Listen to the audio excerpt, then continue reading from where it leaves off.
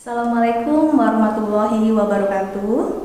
Selamat pagi, salam sejahtera teman-teman mahasiswa, mahasiswi Ilmu Komunikasi Fakultas Ilmu Komunikasi Universitas Sumatera Selatan yang saya banggakan. Semoga kita semua dalam keadaan sehat walafiat dalam e-learning Universitas Sumatera Selatan. Ya, pasti teman-teman banyak yang bertanya-tanya, apa sih sosiologi komunikasi? Kenapa sosiologi dan komunikasi disatukan? Kita akan membedah di sini dengan materi ruang lingkup dan konseptualisasi sosiologi komunikasi. Kata sosiologi berasal dari kata sofi yang artinya bercocok tanam, yang berkembang menjadi sosius yang artinya bertanam, dan berkembang lagi menjadi sosial, artinya berkawan, berserikat, bersama. Kemudian ilmu sosiologi ini mempelajari apa sih? Yang pertama, mempelajari tentang hubungan dan pengaruh timbal balik antar gejala-gejala sosiologi. Kemudian yang kedua, mempelajari tentang hubungan dengan pengaruh timbal balik antara gejala sosial dan gejala non-sosial. Yang ketiga, mempelajari tentang ciri-ciri umum semua gejala-gejala sosial. Lalu apa community? Menurut Lapington, community adalah masyarakat sebagai objek sosiologi. Sedangkan menurut Profesor Selo Sumarjan, orang-orang yang hidup bersama yang menghasilkan kebudayaan disebut juga community. Selanjutnya kita akan mempelajari tentang teknologi telematika yang biasa kita sebut dengan teknologi informasi. Apa sih teknologi informasi itu? Tentunya ada dua, ada software dan ada hardware. Communication dapat didefinisikan sebagai social interaction melalui pesan-pesan menurut Gardner. Lingkup komunikasi mencakup persoalan-persoalan interaksi sosial orang-orang dalam masyarakat, termasuk konten interaksi yang dilakukan secara langsung maupun dengan media komunikasi. Lalu apa sih sosiologi komunikasi yang kita bicarakan tadi? Sosiologi komunikasi ini berkaitan erat dengan public speaking, bagaimana kita berbicara kepada publik. Lalu apa sih sebenarnya komunikasi yang terjadi di dalam masyarakat?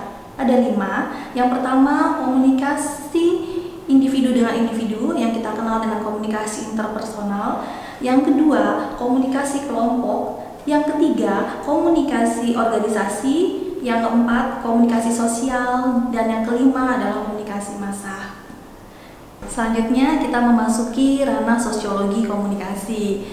Ranah sosiologi komunikasi terdiri dari individu, kelompok, masyarakat, dan dunia yang bersentuhan dengan komunikasi, dengan budaya kosmopolitan, kemudian dengan interaksi dan proses sosial, kemudian bersentuhan juga dengan teknologi telekomunikasi, kemudian bersentuhan juga dengan efek media massa.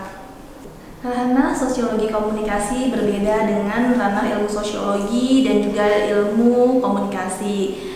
Tetapi sosiologi komunikasi ini menjembatani antara ilmu sosiologi dengan ilmu komunikasi. Ilmu sosiologi yang berkaitan berbicara dengan masyarakat, interaksi sosial, dan ilmu komunikasi yang berbicara tentang media, tentang perubahan dengan teknologi komunikasi. Seru bukan sosiologi komunikasi itu?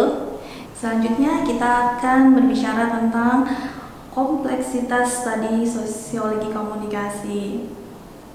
Tentu sosiologi komunikasi ini sangat luas sekali, dipengaruhi oleh kebudayaan, sosiologi, kemudian hukum, agama, administrasi, bahkan negara, ekonomi, dan yang paling berdampak dalam perubahan sosiologi komunikasi adalah teknologi komunikasi. Selanjutnya kita berbicara tentang objek sosiologi komunikasi. Secara keilmuan, objek sosiologi tentu manusianya, sesuai dengan artinya tadi ya, ilmu tentang kemasyarakatan. Kemudian apa sih aspek terpentingnya dalam sosiologi komunikasi? Aspek terpentingnya adalah interaksi sosial dan komunikasi.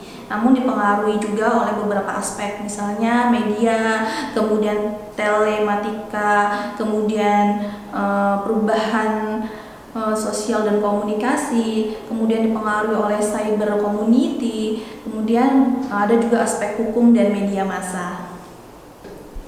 Baiklah, demikian e-learning pada pertemuan kali ini. Semoga bermanfaat. Manusia adalah makhluk sosial. Manusia harus memanusiakan manusia. Demikian dari saya akhiri. Wabillahi taufiq wal hidayah. Wassalamualaikum warahmatullahi wabarakatuh.